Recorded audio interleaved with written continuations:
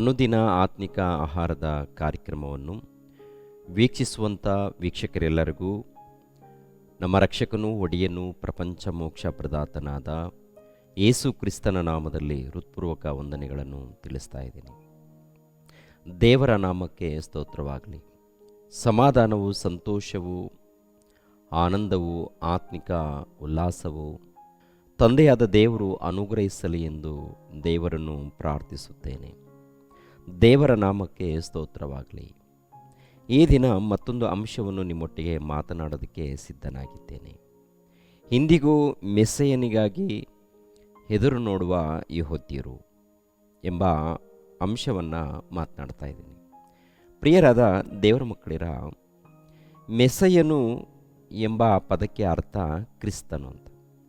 ಕ್ರಿಸ್ತನು ಎಂಬ ಪದಕ್ಕೆ ಅರ್ಥ ಅಭಿಷೇಕಿಸಲ್ಪಟ್ಟವನು ಅಂತ ಅರ್ಥ. ಅಂದರೆ ಮೆಸ್ಸೆಯನು ಅಂದರು, ಕ್ರಿಸ್ತನು ಅಂದರು, ಅರ್ಥ ಒಂದೇ. ಅಭಿಷೇಕಿಸಲ್ಪಟ್ಟವನು, ಅಭಿಷಕ್ತನು ಅಂತಾರೆ. ಇವಾಗ ಯೆಹೂದ್ಯರ ಮಧ್ಯದಲ್ಲಿ ಇವಾಗಲೂ ಕೂಡ ಕ್ರಿಸ್ತನನ್ನು ಅಂದರೆ ಮೆಸ್ಸೆಯನನ್ನು ಎದುರು ನೋಡ್ತಾ ಇದ್ದಾರೆ. ದೇವರು ನಮ್ಮ ಬಳಿಯಲ್ಲಿ ಮೆಸ್ಸೆಯನನ್ನು ಕಳಿಸ್ಕೊಡ್ತಾನೆ, ಕ್ರಿಸ್ತನನ್ನು ಕಳಿಸ್ಕೊಡ್ತಾನೆ. ಅಂದರೆ ಒಬ್ಬ ಅರಸನನ್ನು ಕಳಿಸಿಕೊಡ್ತಾನೆ ದೇವರು ಅಂತ ಹೇಳಿ ಇವಾಗಲೂ ಕೂಡ ಯೆಹೂದ್ಯರು ಎದುರು ನೋಡ್ತಾ ಇದ್ದಾರೆ ಪ್ರೇರಿ, ಇವಾಗಲೂ ಕೂಡ. ಮತ್ತು 1ನೇ ಶತಮಾನದಲ್ಲಿ ಬಂದಿರುವಂಥ ಯೇಸು ಕ್ರಿಸ್ತನನ್ನು ನಂಬಿಲ್ವಾ ಅಂತ ನೋಡುವಾಗ ಯೆಹೂದ್ಯರು ನಂಬಿಲ್ಲ. ಯೆಹೂದ್ಯರಿದ್ದಾರೆ ನೋಡಿ, ಯೆರೂಸಲೇಮ್ ಪಟ್ಟಣದಲ್ಲಿ, ಇಸ್ರೇಲ್ ದೇಶದಲ್ಲಿ ಯೆಹೂದ್ಯರಿದ್ದಾರಲ್ಲ, ಅವರು ಯೇಸು ಕ್ರಿಸ್ತರನ್ನು ನಂಬಿಲ್ಲ. ಅವರಲ್ಲಿ ಸ್ವಲ್ಪ ಜನ ಮಾತ್ರ ಯೇಸು ಕ್ರಿಸ್ತನನ್ನು ನಂಬಿದ್ದಾರೆ. ಅನೇಕರು ಏನಾಗಿದ್ದಾರೆ ಅಂತ ನೋಡುವಾಗ ಪ್ರಿಯರಾದ ದೇವರ ಮಕ್ಕಳಿರ, ರೋಮಾಪುರದವರಿಗೆ ಬರೆದ ಪತ್ರಿಕೆ 9ನೇ ಅಧ್ಯಾಯ 27ನೇ ವಚನವನ್ನು ನೋಡೋಣ. ಇದಲ್ಲದೆ ಯೆಶಾಯನು ಇಸ್ರೇಲ್ ಜನರ ವಿಷಯದಲ್ಲಿ, ಕರ್ತನು ಈ ದೇಶದವರ ವಿಷಯ ಪೂರ್ಣವಾಗಿಯೂ ತೀವ್ರವಾಗಿಯೂ ಲೆಕ್ಕವನ್ನು ತೀರಿಸುವವನಾದ್ದರಿಂದ ಇಸ್ರಾಯೇಲ್ಯರ ಸಂಖ್ಯೆಯು ಸಮುದ್ರದ ಉಸಿಬಿನಂತೆ ಅಸಂಖ್ಯವಾಗಿದ್ದರೂ ಅವರಲ್ಲಿ ಒಂದಂಶ ಮಾತ್ರ ರಕ್ಷಣೆ ಹೊಂದುವರೆಂದು ಕೂಗಿ ಹೇಳಿದನು. ಅಂದರೆ ಇಸ್ರಾಯೇಲ್ಯರ ಸಂಖ್ಯೆ ಸಮುದ್ರದ ಉಸಿಬಿನಂತೆ ಅಸಂಖ್ಯವಾಗಿದೆ. ಬಹಳ ಮಂದಿ ಇದ್ದಾರಂತೆ. ಯಾರು? ಯೆಹೂದ್ಯರು, ಇಸ್ರಾಯೇಲ್ ಜನಾಂಗದವರು. ರಕ್ಷಣೆ ಹೊಂದಿರುವಂಥ ಜನ ಎಷ್ಟು ಅಂತ ನೋಡುವಾಗ ಒಂದಂಶ ಮಾತ್ರ. ಅಂದರೆ ಬಹಳ ಸ್ವಲ್ಪ ಜನ ರಕ್ಷಣೆ ಹೊಂದಿದ್ದಾರೆ. ಅಂದರೆ ಹಳೆ ಒಡಂಬಡಿಕೆಯಲ್ಲಿ ಕೆಲವರು ಮಾತ್ರ ದೇವರನ್ನ ನಂಬಿಕೊಂಡು ಭಕ್ತಿಯಿಂದ ನಡ್ಕೊಂಡಿದ್ದಾರೆ. ಹೊಸ ಒಡಂಬಡಿಕೆಯಲ್ಲಿ ಯೇಸು ಕ್ರಿಸ್ತರನ್ನ ನಂಬಿ ರಕ್ಷಣೆ ಹೊಂದಿಕೊಂಡವರು ಸ್ವಲ್ಪ ಮಂದಿ ಇದ್ದಾರೆ ಪ್ರಿಯರೇ. ಎಲ್ಲರೂ ಯೇಸು ಕ್ರಿಸ್ತರನ್ನ ನಂಬಿಲ್ವಾ ಅಂತ ನೋಡುವಾಗ ನಂಬಿಲ್ಲ. ಆತನನ್ನು ತಿರಸ್ಕರಿಸಿದ್ದಾರೆ, ಆತನನ್ನು ಅವಮಾನಪಡಿಸಿದ್ದಾರೆ, ಆತನನ್ನು ನಿಂದಿಸಿ ಸಿಲುಬೆಗೆ ಹಾಕಿದ್ದಾರೆ. ಕಾರಣ ಏನಂತ ನೋಡುವಾಗ ಅವರು ಯೇಸು ಕ್ರಿಸ್ತರನ್ನು ಅರ್ಥ ಮಾಡಿಕೊಂಡಿಲ್ಲ. ಎರಡನೇದಾಗಿ ಪರಿಶೋಧನೆಯೂ ಮಾಡಿಲ್ಲ. ಏನಾಗಿದ್ದಾರೆ? ಮೋಸ ಹೋಗಿದ್ದಾರೆ. ಯೇಸು ಕ್ರಿಸ್ತರು 1ನೇ ಶತಮಾನದಲ್ಲಿ ಬಂದಾಗ ನಾನೇ ಮೆಸ್ಸೆಯನು, ನಾನೇ ಕ್ರಿಸ್ತನು ಅಂತೇಳಿ ಅನೇಕ ಸಾರಿ ಪರಿಚಯ ಮಾಡ್ತಾನೆ. ಆದರೆ ಯೇಸು ಕ್ರಿಸ್ತರನ್ನು ಅವರು ಅಂಗೀಕರಿಸಲ್ಲ. ಒಂದು ಮಾತನ್ನು ನಾವು ಗಮನಿಸೋಣ ಪ್ರಿಯರೇ. ಯೋಹಾನನು ಬರೆದ ಸುವಾರ್ತೆ 4ನೇ ಅಧ್ಯಾಯ 25ನೇ ವಚನ 26ನೇ ವಚನವನ್ನು ನೋಡೋಣ ಪ್ರಿಯರೇ. ಆ ಹೆಂಗಸು ಆತನಿಗೆ, ಮೆಸ್ಸಿಯನು ಅಂದರೆ ಕ್ರಿಸ್ತನು ಬರುತ್ತಾನೆಂದು ಬಲ್ಲೆನು. ಆತನು ಬಂದ ಮೇಲೆ ನಮಗೆ ಎಲ್ಲ ತಿಳಿಸುವನು ಎಂದು ಹೇಳಲು, ಯೇಸು ಆಕೆಗೆ, ನಿನ್ನ ಸಂಗಡ ಮಾತಾಡುತ್ತಿರುವ ನಾನೇ ಆ ಮೆಸ್ಸಿಯನು. ಪ್ರಿಯರಾದ ದೇವರ ಮಕ್ಕಳಿರ, ಸಮರಿಯದ ಆ ಸ್ತ್ರೀಯಳು ಯೇಸು ಕ್ರಿಸ್ತರ ಬಗ್ಗೆ, ಯೇಸು ಕ್ರಿಸ್ತನ ಬಳಿಯಲ್ಲಿ ಮಾತನಾಡುವಾಗ ಮೆಸ್ಸೆಯನು ಬರ್ತಾನೆ, ಅಂದರೆ ಕ್ರಿಸ್ತನು ಬರ್ತಾನೆ. ಬಂದ ಮೇಲೆ ನಮ್ಗೆ ಏನೇನು ತಿಳಿಸ್ಬೇಕು ಎಲ್ಲವನ್ನು ತಿಳಿಸಿಕೊಡ್ತಾನೆ. ಅಂದರೆ ದೇವರ ಬಗ್ಗೆ, ದೇವರನ್ನು ಆರಾಧಿಸುವವ್ರ ಬಗ್ಗೆ, ಆಮೇಲೆ ದೇವರ ರಾಜ್ಯವನ್ನು ಕುರಿತು ಅನೇಕ ವಿಷಯಗಳನ್ನು ಮೆಸ್ಸೆಯನು ಬಂದ ಮೇಲೆ ಎಲ್ಲ ವಿಷಯಗಳನ್ನು ತಿಳಿಸಿಕೊಡ್ತಾನೆ ಅಂತೇಳಿ ಆಕೆ ಯೇಸು ಕ್ರಿಸ್ತರಿಗೆ ಹೇಳುವಂಥ ಮಾತು. ಹೇಗೆ ಹೇಳಿದ್ದಾಳೆ ಅಂದರೆ, ಅವರ ಬಳಿಯಲ್ಲಿ ಧರ್ಮಶಾಸ್ತ್ರ ಇದೆ. ಯಾರ ಬಳಿಯಲ್ಲಿ? ಇಸ್ರಾಯೇಲ್ಯರ ಬಳಿಯಲ್ಲಿ. ಅಂದರೆ ಸಮರಿಯ ಪಟ್ಟಣದಲ್ಲಿ ಅನ್ಯರು ಮಾತ್ರವಲ್ಲ, ಇಸ್ರಾಯೇಲ್ ಜನಾಂಗದವರು ಕೂಡ ಇದ್ದಾರೆ ಪ್ರಿಯರೇ. ಅಲ್ಲಿ ಮಿಶ್ರಿತ ಜನಾಂಗದವರು. ಪ್ರಿಯರಾದ ದೇವರ ಮಕ್ಕಳಿರ, ಅವರಲ್ಲಿ ಈಕೆ ಒಬ್ಬಾಕೆ ಸಮರ್ಯದ ಸ್ತ್ರೀಯಳು ಎಂದು ಬರೆಯಲ್ಪಟ್ಟಿದೆ. ಈಕೆ ಯೇಸು ಕ್ರಿಸ್ತರ ಬಳಿಯಲ್ಲಿ ಮಾತನಾಡುವಂಥದ್ದೇನು? ನಮ್ಮ ಬಳಿಯಲ್ಲಿ ಮೆಸ್ಸಯನು ಅಂದರೆ ಕ್ರಿಸ್ತನು ಬರ್ತಾನೆ, ಆತನು ಬಂದ ಮೇಲೆ ನಮಗೆ ಎಲ್ಲ ವಿಷಯಗಳನ್ನು ತಿಳಿಸಿಕೊಡ್ತಾನೆ ಅಂತೇಳಿ ಯೇಸು ಕ್ರಿಸ್ತರ ಬಳಿಯಲ್ಲಿ ಮಾತಾಡಿದಾಗ ಪ್ರಭು ಹೇಳುವಂಥ ಮಾತೇನು ಗೊತ್ತಾ? ನಾನೇ ಆ ಮೆಸ್ಸಯನು. ಅಂದರೆ ಇಸ್ರಾಯೇಲ್ ಜನಾಂಗದವರಾಗಿರ್ಬೋದು, ಯೆಹೂದ್ಯರಾಗಿರ್ಬೋದು, ಯಾರನ್ನ ಎದುರು ನೋಡ್ತಾ ಇದ್ದಾರೆ? ಮೆಸ್ಸಯ್ಯನನ್ನು ಎದುರು ನೋಡ್ತಾ ಇದ್ದಾರೆ, ಅಂದರೆ ಕ್ರಿಸ್ತನನ್ನು ಎದುರು ನೋಡ್ತಾ ಇದ್ದಾರೆ. ಮತ್ತು ಬಂದವರು ಯಾರು? ಅವರ ಬಳಿಯಲ್ಲಿ ಬಂದು ನಿಂತ್ಕೊಂಡಿದ್ದಾರಲ್ಲ, ಅಂದರೆ ಯೆರೂಸಲೇಮ್ ಪಟ್ಟಣದಲ್ಲಿ ಆ ಒಂದು ಇಸ್ರಾಯೇಲ್ಯರ ಬಳಿಯಲ್ಲಿ ಯೇಸು ಕ್ರಿಸ್ತರು ಬಂದಿದ್ದಾರಲ್ಲ, ಯಾರಿವರು? ದೈವಕುಮಾರನು. ಹಳೆ ಒಡಂಬಡಿಕೆಯಲ್ಲಿ ಈತನ ಬಗ್ಗೆ ಅನೇಕ ವಚನಗಳು ಬರೆಯಲ್ಪಟ್ಟಿದೆ. ಆದಿಕಾಂಡ ಮೊದಲುಗೊಂಡು ಮಲಾಕಿ ಗ್ರಂಥದವರೆಗೆ ಅನೇಕ ವಿಷಯಗಳು ಯೇಸು ಕ್ರಿಸ್ತನ ಬಗ್ಗೆ ಬರೆಯಲ್ಪಟ್ಟಿರುವಾಗ, ನಾನೇ ಆ ಮೆಸ್ಸಯ್ಯನು, ನಾನೇ ಕ್ರಿಸ್ತನು, ನಾನೇ ರಕ್ಷಕನು ಅಂತೇಳಿ ತಿಳಿಸಿದಾಗ ಯೆಹೂದ್ಯರು ನಂಬುವುದಿಲ್ಲ ಪ್ರಿಯರೇ. ಆದರೆ ಮೆಸ್ಸಯ್ಯನಿಗೋಸ್ಕರ ಎದುರು ನೋಡ್ತಾ ಇದ್ದಾರೆ. ಈ ಮೆಸ್ಸಯ್ಯನಿಗೋಸ್ಕರ ಎದುರು ನೋಡುವಂತಹ ಸಮಯದಲ್ಲಿ ಮೆಸ್ಸಯ್ಯನು ಅವರ ಬಳಿಯಲ್ಲಿ ಬಂದಿದ್ದಾನೆ, ಸುವಾರ್ತೆ ಮಾಡ್ತಾ ಇದ್ದಾನೆ, ಅನೇಕ ಅದ್ಭುತಗಳನ್ನು ಮಾಡಿ ತೋರಿಸ್ತಾ ಇದ್ದಾನೆ, ಆದರೂ ಕೂಡ ನಂಬುತ್ತಾ ಇಲ್ಲ. ಇನ್ನೊಂದು ಮಾತನ್ನು ಕೂಡ ನಾವು ಗಮನಿಸೋಣ. ಅದೇ ಯೋಹಾನನು ಬರೆದ ಸುವಾರ್ತೆ 1ನೇ ಅಧ್ಯಾಯ 41ನೇ ವಚನ. ಇವನು ಮೊದಲು ತನ್ನ ಅಣ್ಣನಾದ ಸೀಮೋನನನ್ನು ಕಂಡುಕೊಂಡು ಅವನಿಗೆ ಮೆಸ್ಸಿಯನು ನಮಗೆ ಸಿಕ್ಕಿದನು ಎಂದು ಹೇಳಿ ಅವನನ್ನು ಯೇಸುವಿನ ಬಳಿಗೆ ಕರೆಕೊಂಡು ಬಂದನು. ಮೆಸ್ಸಿಯನು ಅಂದರೆ ಕ್ರಿಸ್ತನು. ಕ್ರಿಸ್ತನು ಎಂಬ ಪದಕ್ಕೆ ಅರ್ಥ ಏನು? ಕೆಳಗಡೆ ಮಾತಿರುತ್ತೆ. ಕ್ರಿಸ್ತನು ಅಂದರೆ ಪಟ್ಟಾಭಿಷೇಕ ಹೊಂದಿದವನು, ಬರಬೇಕಾದ ರಕ್ಷಕನು. ಅಂದರೆ ಪಟ್ಟಾಭಿಷೇಕ ಅಂದಾಗ ಏನ್ರಿ, ಅರಸರನ್ನು ನೇಮಿಸ್ತಾರಲ್ಲ. ಹಳೆ ಒಡಂಬಡಿಕೆಯಲ್ಲಿ ನಾವು ನೋಡ್ತೀವಿ, ಸಮುವೇಲ್ ಪ್ರವಾದಿ ಸೌಲನನ್ನು ಅಭಿಷೇಕಿಸ್ತಾನೆ. ಯಾತಕ್ಕಾಗಿ ಅಭಿಷೇಕ? ಅರಸನಾಗಿ ನೇಮಿಸ್ತಾನೆ, ಹೌದಲ್ವ? ಅರಸನಾಗಿ ನೇಮಿಸುವಾಗ ತೈಲದ ಮೂಲಕ ಏನ್ರಿ, ತೈಲವನ್ನು ತಲೆ ಮೇಲೆ ಒಯ್ದು ಅಭಿಷೇಕ ಮಾಡುವಂಥದ್ದು. ಅಂದರೆ ಪ್ರತ್ಯೇಕವಾಗಿ ದೇವರ ಸೇವೆ ನಿಮಿತ್ತವಾಗಿ ಅರಸನಾಗಿ ಒಡೆಯನ್ನಾಗಿ ನೇಮಿಸುವಂಥದ್ದು. ಇವಾಗ ಯೇಸು ಕ್ರಿಸ್ತರನ್ನು ಯಾರು ನೇಮಿಸಿದ್ದಾರೆ? ತಂದೆಯಾದ ದೇವರು ನೇಮಿಸಿ ಈ ಲೋಕಕ್ಕೆ ಕಳಿಸಿಕೊಡ್ತಾರೆ. ಆತನೇ ಮೆಸ್ಸಿಯನು, ಆತನೇ ಕ್ರಿಸ್ತನು. ಹಳೆ ಒಡಂಬಡಿಕೆಯಲ್ಲಿ ಕ್ರಿಸ್ತನ ಬಗ್ಗೆ ಅಂದರೆ ಮೆಸ್ಸಯ್ಯನ ಬಗ್ಗೆ ಅನೇಕ ರೀತಿಯಲ್ಲಿ ಬರೆಯಲ್ಪಟ್ಟಿರುತ್ತೆ. ಹೊಸ ಒಡಂಬಡಿಕೆಯಲ್ಲಿ ನೋಡುವಾಗ ಯೇಸು ಪ್ರಭು ಬಂದಿದ್ದಾರೆ, ಜೀವಿಸಿದ್ದಾರೆ, ಸುವಾರ್ತೆ ಮಾಡಿದ್ದಾರೆ, ಅನೇಕ ಧರ್ಮಶಾಸ್ತ್ರದಲ್ಲಿ ಬರೆಯಲ್ಪಟ್ಟಂಥ ವಿಷಯಗಳನ್ನು ಪರಿಚಯ ಮಾಡಿದ್ದಾರೆ. ಆದರೆ ಯೆಹೂದ್ಯರು ಆತನನ್ನು ನಂಬಲಿಲ್ಲ. ನೋಡಿ, ಇಲ್ಲಿ ಗಮನಿಸಬೇಕು ಪ್ರಿಯರೇ.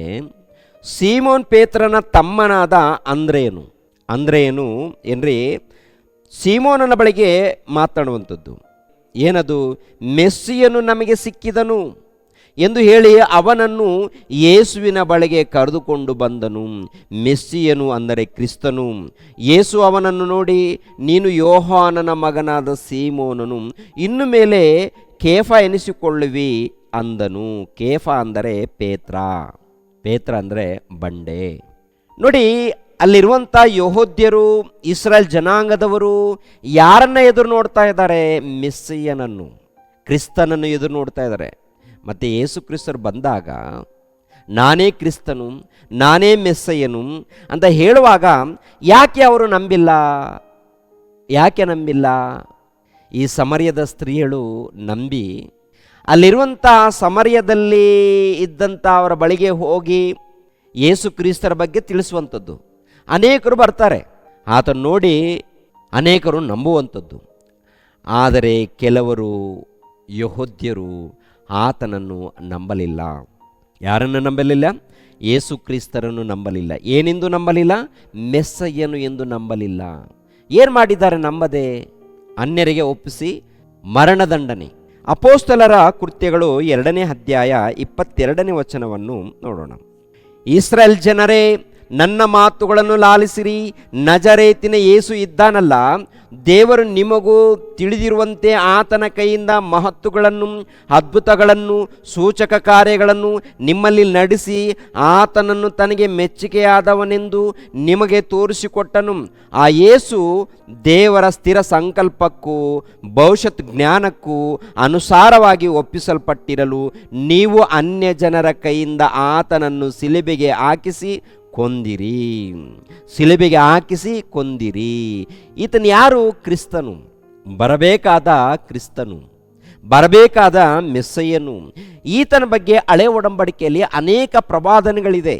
ಆದಿಕಾಂಡ ಮೊದಲುಗೊಂಡು ಮಲಾಕಿ ಗ್ರಂಥದವರೆಗೆ ಈತನ ಬಗ್ಗೆ ಅನೇಕ ಪ್ರವಾದನೆಗಳಿದೆ.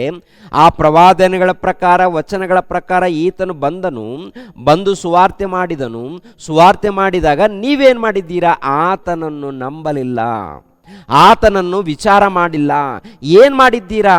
ಅನ್ಯರ ಕೈಗೆ ಒಪ್ಪಿಸಿ ಶಿಲುಬೆ ಮರಣ ದಂಡನೆಯನ್ನು ಕೊಟ್ಟಿದ್ದೀರಾ.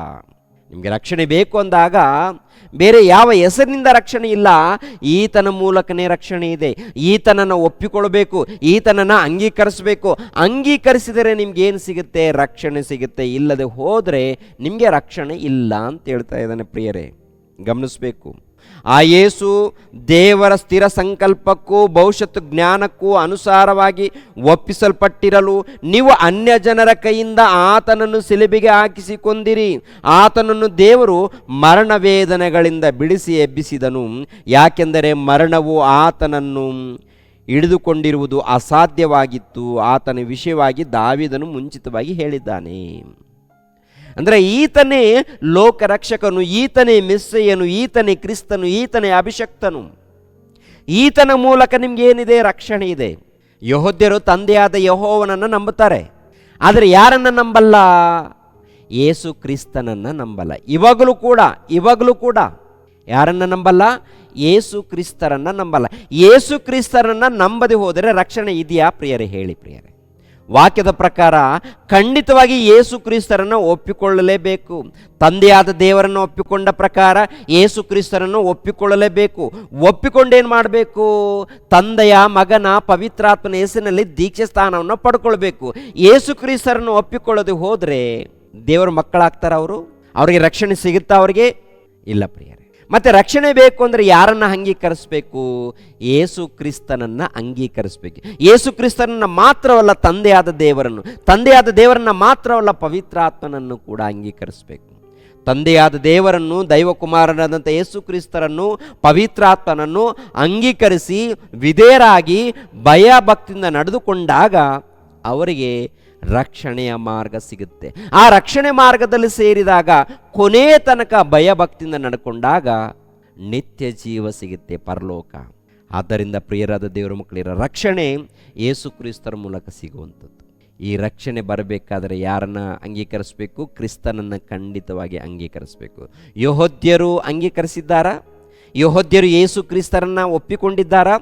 ಇವಾಗಲೂ ಕೂಡ ನಮ್ಮ ಮಧ್ಯದಲ್ಲಿ ಮೆಸ್ಸಯ್ಯನು ಬರ್ತಾನಂತೇಳಿ ಎದುರು ನೋಡ್ತಾ ಇದ್ದಾರೆ ಆ ಜನಾಂಗದವರು. ಒಂದ್ಸರಿ ಹೋಗಿ ವಿಚಾರ ಮಾಡಿ, ಯೆಹೂದ್ಯರನ್ನ ವಿಚಾರ ಮಾಡಿ. ಇವಾಗಲೂ ಕೂಡ ಯೇಸು ಕ್ರಿಸ್ತರು ಅಂದರೆ ಕ್ರಿಸ್ತನು ಬರ್ತಾರೆ ಅಂತೇಳಿ ಇವಾಗಲೂ ಕೂಡ ಅವರು ಎದುರು ನೋಡ್ತಾ ಇದ್ದಾರೆ. ಮತ್ತು 1ನೇ ಶತಮಾನದಲ್ಲಿ ಬಂದಿರುವಂಥ ಆ ಕ್ರಿಸ್ತನನ್ನು ಒಪ್ಪಿಕೊಳ್ತಾ ಇಲ್ಲ ಅವರು. ಒಪ್ಪಿಕೊಂಡವರು ಭಾಗ್ಯವಂತರು, ಅಂಗೀಕರಿಸಿದವರು ಭಾಗ್ಯವಂತರು, ಅಂಗೀಕರಿಸಿ ವಿಧೇಯರಾದವರು ಧನ್ಯರಾಗ್ತಾರೆ. ಅಂಥ ಧನ್ಯತೆಯನ್ನು ನಿನಗೂ ನನಗೂ ಬಂದಿದೆ. ಈ ಧನ್ಯತೆಯನ್ನು ನಾವು ಕಾಪಾಡಿಕೊಳ್ಬೇಕು. ಕೊನೆ ತನಕ ಭಯ ಭಕ್ತಿಯಿಂದ ಜೀವಿಸಬೇಕು. ಪ್ರಿಯರಾದ ದೇವರ ಮಕ್ಕಳಿರ, ಯಥಾರ್ಥವಾಗಿ ಜೀವಿಸಬೇಕು, ವಿಧೇಯರಾಗಿ ಜೀವಿಸಬೇಕು. ದೇವರ ಪ್ರೀತಿಯನ್ನು ಸಮಾಜಕ್ಕೆ ಪರಿಚಯ ಮಾಡಬೇಕು. ದೇವರು ನಿಮ್ಮನ್ನು ನನ್ನನ್ನು ಆಶೀರ್ವದಿಸಲಿ. ಎಲ್ಲರೂ ತಲೆ ಬಾಗಿಸಿರಿ, ಪ್ರಾರ್ಥನೆ ಮಾಡಿ ಮುಗಿಸುತ್ತೇನೆ. ಸರ್ವವನ್ನು ಸರ್ವಲೋಕವನ್ನು ಉಂಟು ಮಾಡಿರುತ್ತಾ ಸರ್ವೇಶ್ವರನಾದ ನಮ್ಮ ತಂದೆಯೇ, ಮಹೋನ್ನತನಾದಂಥ ನಮ್ಮ ತಂದೆಯೇ, ನಿಮಗೆ ಸ್ತೋತ್ರಗಳು. ಅತಿ ಪರಿಶುದ್ಧನಾದಂಥ ದೇವರೇ, ಪರಮಾತ್ಮನಾದಂಥ ನಮ್ಮ ತಂದೆಯೇ, ಅಗಮ್ಯವಾದ ಬೆಳಕಿನಲ್ಲಿ ವಾಸ ಮಾಡುವಂಥ ನಮ್ಮ ಹೆತ್ತ ತಂದೆಯೇ, ನಿಮಗೆ ಸ್ತೋತ್ರಗಳು ತಂದೆ. 1ನೇ ಶತಮಾನದಲ್ಲಿ ನಿಮ್ಮ ಪ್ರಿಯ ಕುಮಾರನಾದಂಥ ಯೇಸು ಕ್ರಿಸ್ತನನ್ನು ಕಳಿಸಿಕೊಟ್ಟು ಈ ಲೋಕಕ್ಕೆ ರಕ್ಷಣೆಯ ಭಾಗ್ಯವನ್ನು ಕಲ್ಪಿಸಿಕೊಟ್ಟಿದ್ದೀರ ತಂದೆ. ಮೋಕ್ಷ ಮಾರ್ಗವನ್ನು ಕಲ್ಪಿಸಿಕೊಟ್ಟಿದ್ದೀರ ತಂದೆ. ಉಚಿತ ಮಾರ್ಗವನ್ನು ಕಲ್ಪಿಸಿಕೊಟ್ಟಿದ್ದೀರಿ ತಂದೆ. ಅದಕ್ಕೆ ನಿಮಗೆ ಕೃತಜ್ಞತೆಗಳು, ಸ್ತೋತ್ರಗಳು ತಂದೆ. ಯಾವಾಗಲೂ ನಿಮ್ಮ ಧ್ಯಾನದಲ್ಲಿ, ಭಕ್ತಿಯಲ್ಲಿ ಜೀವಿಸುವಂತೆ ನಮ್ಮೆಲ್ಲರಿಗೂ ಸಹಾಯ ಮಾಡಿ, ನಿಷ್ಠೆಯಿಂದ ಸೇವೆ ಮಾಡಿ ನೀವಿರುವಂಥ ಪರಲೋಕವನ್ನು ಪಡ್ಕೊಳ್ಳುವಂತೆ ನಮಗೆ ಸಹಾಯ ಮಾಡಿ. ಯೇಸು ಪವಿತ್ರ ನಾಮದಲ್ಲಿ ಬೇಡಿ ಹೊಂದಿದೆವಪ್ಪ ತಂದೆಯೇ, ಆಮೇನ್. ಎಲ್ಲರಿಗೂ ವಂದನೆಗಳು.